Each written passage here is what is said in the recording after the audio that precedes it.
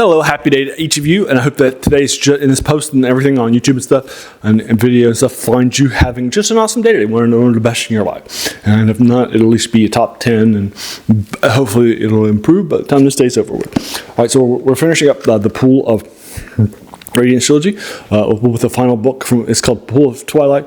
It's by James M. Ward and Anee K.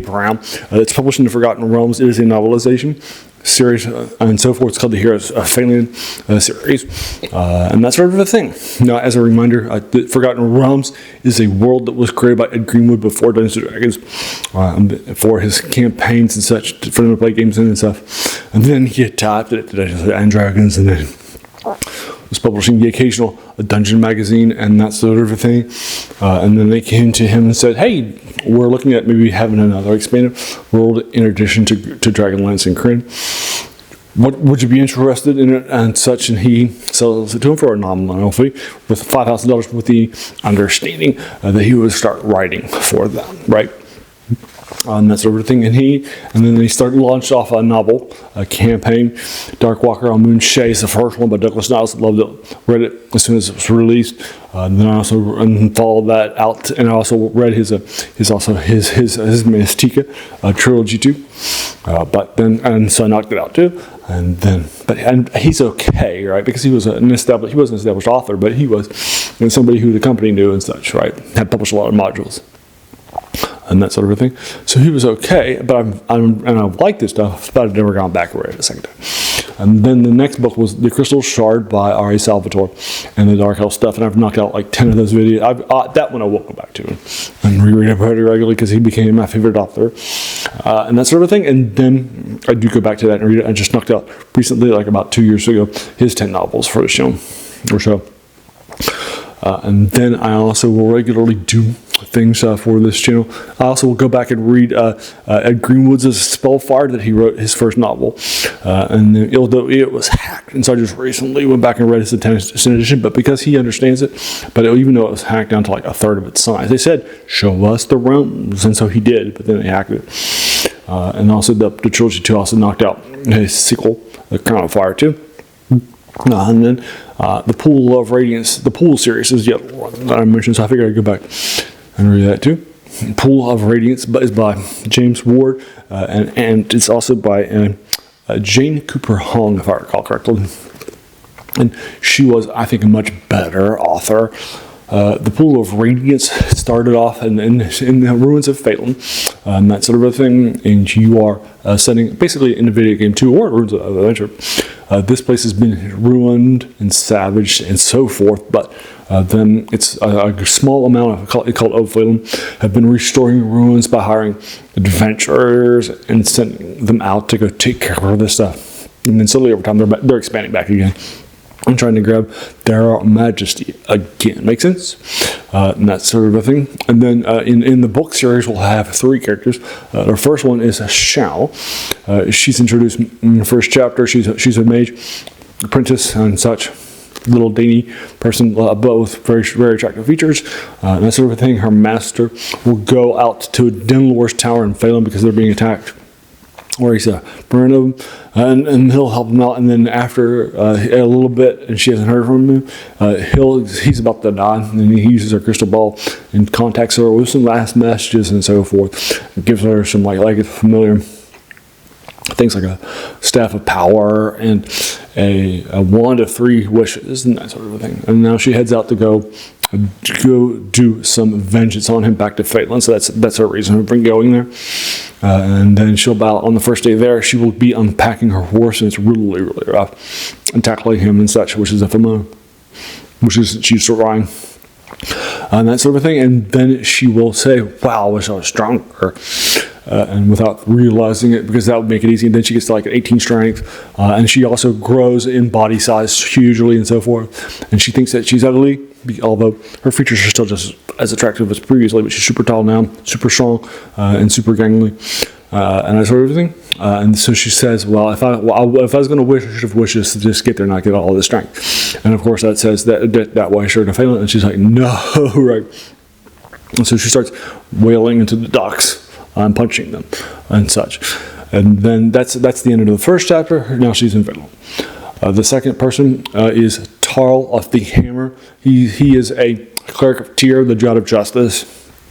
In the second chapter, in his first chapter, he'll be inducted into as a full-blown cleric, from an acolyte after passing the test of the blade.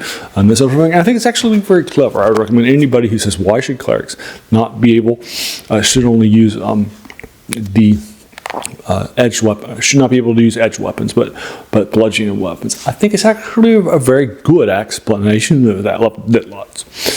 And that sort of a thing, and then he passes it, and now he's a full-blown cleric, and then the group of them are going to Phelan as a party of clerics, and they have to bring with them the artifact, the Hammer of Tyr, with them to help restore a brand new temple that was just restored, and that sort of a thing. And so they're on the way, and they see the Valhagen graveyard, and they think that's giant walls and so forth on that thing. So they head in, thinking that they've arrived at Phelan, but unfortunately, it's a giant graveyard full of undead, and they take him out. All right, and he loses the hammer to them. There, and then the last member of the three parties is Ren of the Blade, who is introduced in the third chapter. He is a ranger and stuff. He definitely loved the wilderness and that sort of thing. It was his passion and his calling. And then he fell for a thief, and he became and he swapped over to the thief, so he's now a dual class. And that sort of thing. Then she died about a year ago. And that sort of a thing, and then but he's already in Phelan as a waiter at a bar. So, and that sort of a thing. So he's already there on board. So and then the other two are arriving or have arrived by the end of the first and second chapters. So there you are. And those are three characters. Now the second book picks up where the first book left off about 10 years later. And the first book I gave a 7.5 to. Then the next book is 7 years later, and the Phelan has just been, the pool of radiance there is a good pool. It gives you healing and that sort of thing, helps you out and so forth, but it's being used by an evil person. And it's been corrupted for their cause. And then the next book, The Pool of Darkness, in the prelude, Bane's like, I want to increase my worshipship. He's an evil god and such, and how can I do that? And so him and his advisors will kidnap a bunch of cities across Phelan with pools of radiance and then corrupt them in pools of darkness. And that sort of thing, or those that had it naturally. And then they'll suck in the souls, and then they'll replace them with his own adherent copies, right? In order to increase his adherence. And that sort of a thing. By now, Tarl and Shal have been married for 10 years, and that sort of a thing. So they set out for a defense after Phelan is transported to another part of the world. And it's in an underground cavern, and then Ren of the Blade is no longer living with him, and that sort of a thing. And he will set out with a quest to go freedom, and he'll go with a Vane and her cat, introduced in the second book, and her cat, which is her familiar. It's a giant cat, as well as a barbarian too. It can shapeshift, as well as a couple of druids and an undead knight named Melicides, who's my second favorite character introduced in the second book, and second favorite character overall, because he's a paladin of Tyr, but he's an undead knight. Dude, I think he's fun. All right, and there you are. And then obviously we'll restore it. At the end of the book, they'll have a child named Kern, and Shal and Tarn will be. And now this is 22 years later, and Kern has been. But when he sent the Hammer of Tyr, it's been recaptured by the powers of evil, and that sort of a thing. And now Kern is now 22, and this is sort of his coming of age story. He's going to have the apprentice of Shal about 22 years later. She's an elf, and that sort of a thing from Evermeet. And she's an illusionist, and he'll be his major love interest and rival for their parents' interests and that sort of thing too. She'll be joining him. They'll also be joined by Ren of the Blade and his daughter, Daly, and then Yvain and Gamaliel and Melicides.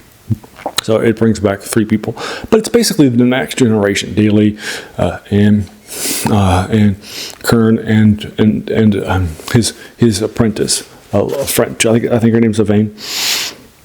and that sort of thing. But then they'll sort of set out to go find the hammer after Fallon has been falling more and more into darkness, right? And he knows he has to go. Also, his dad is blind and has not been restored. He believes that the healing of the hammer of tear will help him. His mother went on an astral journey, and her spirit got caught, and so he also needs the hammer to restore her too. So he's now on a major quest, not just for Finland, but also for his family too, and such. Now, I think that the first one, like I mentioned before, was an absolute epic. I think Hong was Jane Cooper Hong. It's a great writer. It was fast and knocked it out like 8 hours, even though it's like 300 pages long. I thought it was going to be more like 10 or 12. The second book was about the same length, but Anee K wasn't as strong of a writer, even though it had a bigger sort of a premise, and that sort of a thing with the city being captured. Now we got to go find it, and also figure out the pools of darkness too. And it's getting countless assaults too, and that sort of a thing.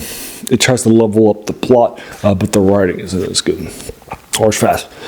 So I gave it a 7. So this one, the writing it's also about the same length too. Again, about 10 hours long for me to knock it out over 4 days for you folks. And the plot here is more epic because the pool of Twilight here is a sort of in between the pools of good and evil, and it's more of a chaotic influence. That sort of thing has been around forever. Nobody even knew it existed, and that sort of a thing. And so they're trying to level it up even more in the plot. But I just don't, and having it sort of be the swan song and that sort of a thing. But I just don't think that it works to my mind. And so I'm only giving this a 6 out of 10 for you folks. But again, 7.5, 7, and now 6, like I mentioned before. And these are all based on the pools. Now, I played Pool of Radiance, and so I mentioned how much that one was influenced by and that sort of thing. But I haven't played Pools of Darkness. I'm not even sure if there is a Pool of Twilight. And that sort of thing, so I'm not sure how much they follow that stuff on from that best-selling video game series that launched everything and that these two are based off of. Alrighty, but there you are. Have you read Pool of Twilight by James M. Ward and Anee K. Brown for you folks? If so, let me know what your thoughts are, right, in the comments below. Just try to keep it spoiler-free like I did, and that sort of a thing. Alrighty, and as a reminder, I'm not a trained critic, right? I didn't take an English major either, or a critic major too. I'm just a fan, right? So your opinion is going to be just as valid as mine is, right? So whatever your thoughts are, right, just let me know in the comments below too, right? And I appreciate that much. All right, so there you are. So I tried to do 3 of these reviews of these older things like this in this for this channel of a week. And that sort of thing. I've just recently gone back and I did the 2 Spellfire novels just really recently too. So check them out, or other things too, right? And the 3 genres that I cover: science fiction, fantasy, and horror for this folks. And it's definitely fantasy. And then also I try to do tomorrow, I will be Video Game Wednesday. I'm doing the Baldur's Gate series. I also recently did Planescape Torment too. So I'm starting off with Baldur's Gate 1. So you can check that out too. I've also recently done, the movies from 2005, video game, a simulation game that many people just don't know about, by Lionhead Studios, or Evil Genius 1, Star Control 2, Heroes of Might and Magic 3 from 1999, or Stellaris, or a 4X game, or other things out there like Crusader Kings 3 and that sort of thing are more recent, or even 2 Point Museum. So you can check them out too.